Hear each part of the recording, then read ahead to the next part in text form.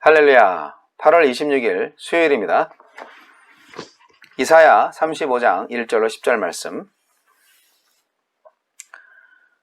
광야와 메마른 땅이 기뻐하며 사막이 백합화 같이 피워 즐거워하며 무성하게 피어 기쁜 노래로 즐거워하며 레바논의 영광과 갈멜과 사론의 아름다움을 얻을 것이라. 그것들이 여호와의 영광 곧 우리 하나님의 아름다움을 보리로다. 너희는 약한 손을 강하게 하며 떨리는 무릎을 굳게 하며 겁내는 자들에게 이르기를 굳세어라 두려워하지 말라. 보라, 너희 하나님이 오사 보복하시며 갚아주실 것이라. 하나님이 오사 너희를 구하시리라 하라. 그때 맹인의 눈이 밝을 것이며 못 듣는 사람의 귀가 열릴 것이며 그때 저는 자는 사슴같이 뛸 것이며 말 못하는 자의 혀는 노래하리니 이는 광야에서 물이 솟겠고 사막에서 시내가 흐를 것임이라.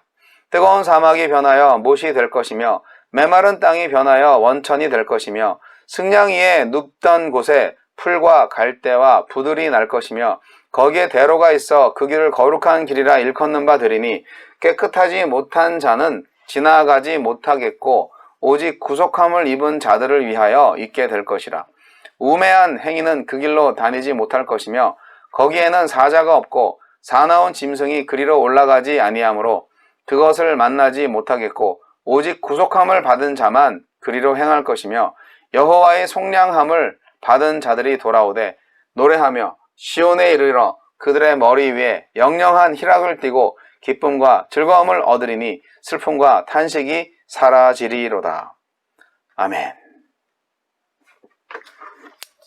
구원의 대로. 에돔의 멸망과 대조를 이루는 유다의 회복된 모습입니다.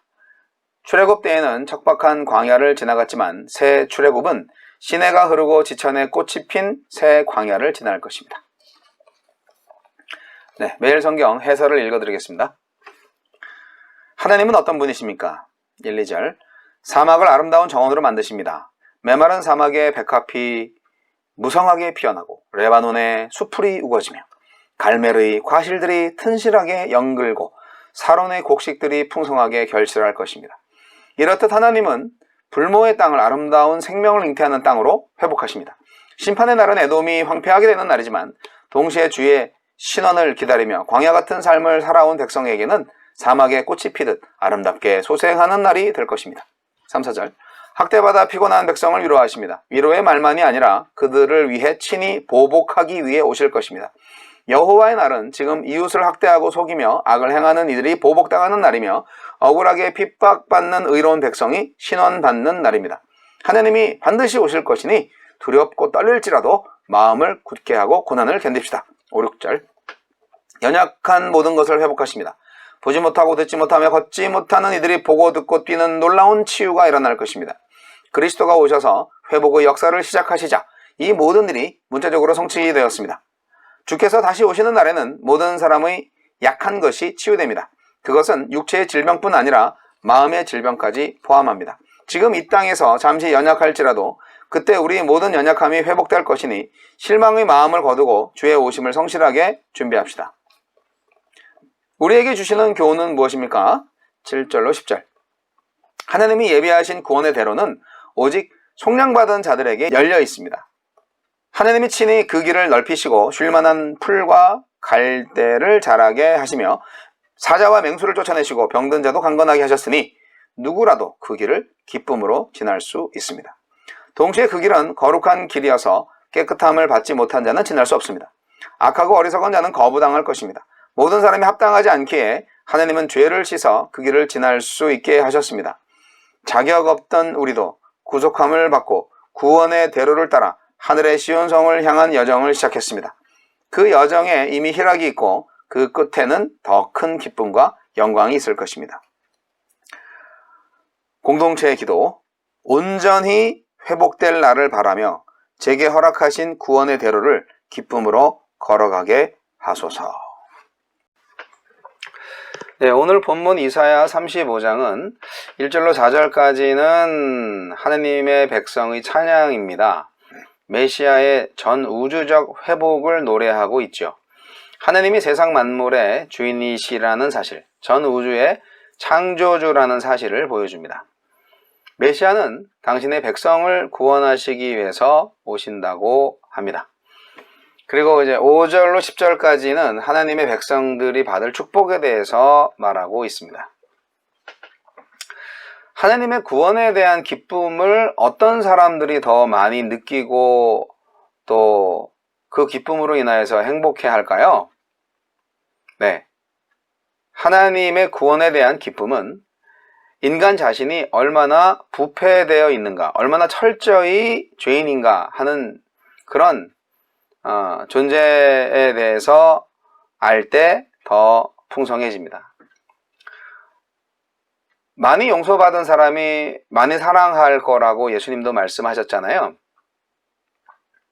죄는 누구나 집니다. 그리고 기독교인으로서 구원받은 기쁨은 누구나 있지요. 그런데 좀 믿음의 상태라고나 할까요? 내가 정말 얼마나 죄인인가 그것을 제대로 알고 그 죄의 심각성에 대해서 훨씬 더 많이 느낀 사람은 그것만큼 비례해서 구원의 기쁨과 감사함의 마음도 더 많이 갖게 될 것이다. 어쩌면 당연한 것일 수도 있는데요. 네. 그렇습니다. 그리고 하나님의 새로운 창조는 시온을 통해서 이루어지는데요. 시온에 들어갈 수 있는 사람은 오직 여호와의 속량함을 받은 사람뿐이라고 기록하고 있습니다. 그리고 시온에서 누리는 기쁨은 영원할 것이고요. 그래서 이 메시아의 전 우주적인 회복과 구원에 대해서 우리가 다시 한번 이제 확인하게 됩니다. 사실 이사야라는 그 선지자 이름의 뜻이요. 이 이사야서 전체의 주제가 내포되어 있습니다. 이사야라는 이름의 뜻은 야훼가 구원하리라, 하나님이 구원하시리라는 거죠. 황무지가 된 에돔과는 달리 유다는 비옥한 땅으로 돌아옵니다. 영원한 들짐승의 거처가 되는 에돔과는 달리 유다에서는 사나운 들짐승들이 없을 거라고 얘기합니다. 들짐승들의 차지가 된 에돔에는 사람의 왕래가 없겠지만 유다의 광야에는 대로가 있어서 구속함을 입은 사람들이 그 길로 돌아올 거라고 말합니다. 광야에서 물이 솟고 사막에서 시내가 흐를 것이고 메마른 땅에 꽃이 핀다. 얼마나 멋진 예언입니까? 인간적으로 회복될 수 없을 것 같은 인생에도 하나님의 구원이 임하면 생명의 축복이 넘칠 것입니다. 그렇습니다. 아무리 척박하고 메마른 곳이어도 누구나 포기하고 절망하는 인생도 고통과 억울함에 탄식하는 사람에게 하나님이 오셔서 원수 갚아주시고 구원해 주신다. 이 얼마나 큰 복음입니까? 여러분, 광야나 메마른 땅이나 사막이 의미하는 것이 있겠죠? 네, 이것은 바로 하나님이 없는 인생, 저주와 심판 아래에 있는 인생, 생육하고 번성하라는 그런 창조의 복도 없는 인생을 의미합니다. 그런 광야 인생에 물이 솟고 그런 메마른 땅과 같은 인생에 꽃이 피고 사막에 시내가 흐른다면 완벽하죠. 하나님이 찾아오시면 이렇게 인생이 회복되고 축복의 삶이 되는 것입니다. 광야에, 메마른 땅에, 사막에 대로가 생기는데요. 이 대로를 거룩한 길이라고 불립니다. 이 길은 그래서 그 이름대로 깨끗하지 못한 사람은 지나갈 수가 없는 길입니다. 누가 깨끗한 사람입니까? 네, 목욕 잘한 사람이요? 그런 거 아니고요. 오직 구속함을 받은 사람만이 깨끗한 사람이죠. 구속함을 받았다는 것은 결국 하나님이 찾아와서 완성된, 회복된 인생을 의미하겠죠.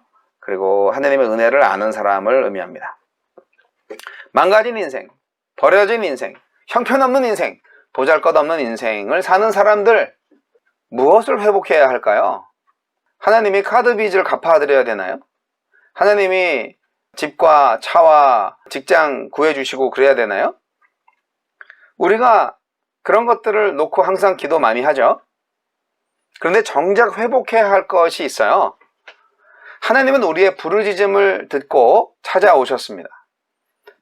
바로 그 여호와의 날, 광야와 메마른 땅이며 사막과 같은 인생이 회복되는 날이 됩니다. 그날은 눈먼 자의 눈이 밝아지고 듣지 못했던 자의 귀가 열리는 날입니다.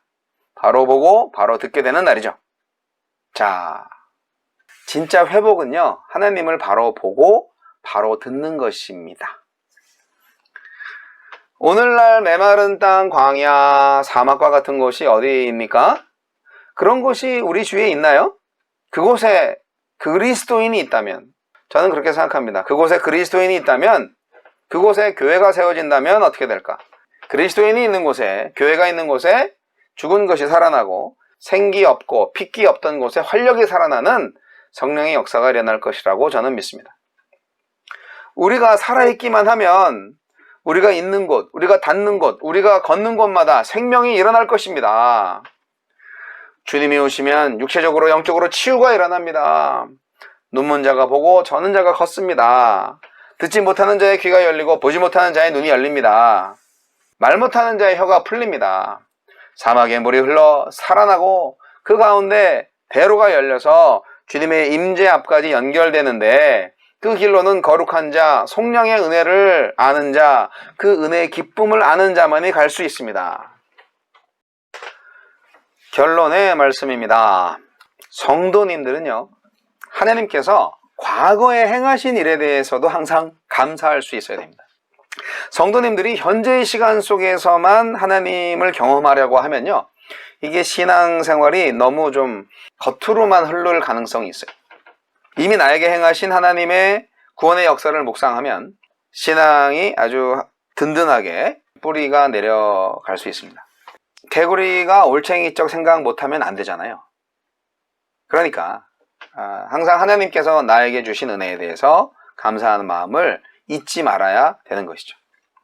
그리고 하나님의 구원이 있기 전에 나의 모습이 얼마나 비참한 상태에 있었는가를 정말 자각하고 믿음으로 생활해야 합니다. 그래야 겸손해질 수가 있어요. 그리고 또 이제 한 걸음 나아가서 장차 도래할 하나님의 나라에 대한 소망을 갖고 오늘 하루 하나님의 말씀을 순종하면서 믿음의 경주를 다 하셔야 되겠죠. 매일 성경은 그래서 참 소중합니다. 정말 매일 성경 묵상과 또 찬양과 기도로 하나님과의 만남을 가지는 이 시간, 굉장히 복된 시간입니다. 오늘 하루도 승리하시고요. 여러분, 언젠가 우리 구원의 대로, 넓게 펼쳐진 회복된 유다 그 사막 위에 펼쳐진 그 대로 함께 기쁨으로 열심히 달려갈 날을 기도합니다. 물론 지금도 달려가고 있는 순간이죠. 믿음의 눈으로 바라보시기 바랍니다.